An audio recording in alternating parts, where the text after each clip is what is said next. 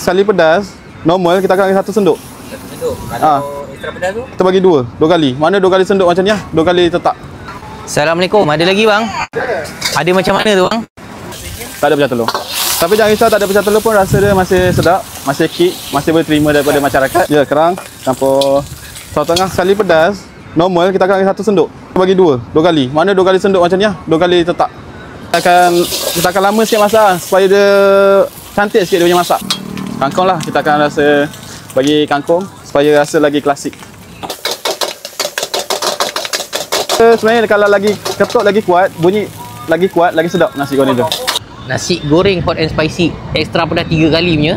Lauk sotong dengan kerang RM16 terasa dia. Okey, untuk first suapan aku masuk mulut tu ini panas bukan pedas tau sebenarnya. Dari segi rencah dia letak memang banyak sebab minta hot and spicy, so 3 kali dia letak. Dapat rasa masing-masing ikan bilis dengan garing ya. Tapi bila banyak sangat rencah dia jadi macam tak berapa balance. Dia punya ratio tak berapa cantik antara nasi dengan rencah. Rencah tu sebenarnya dia dah masak dah dulu sebelum dia guna untuk nasi goreng.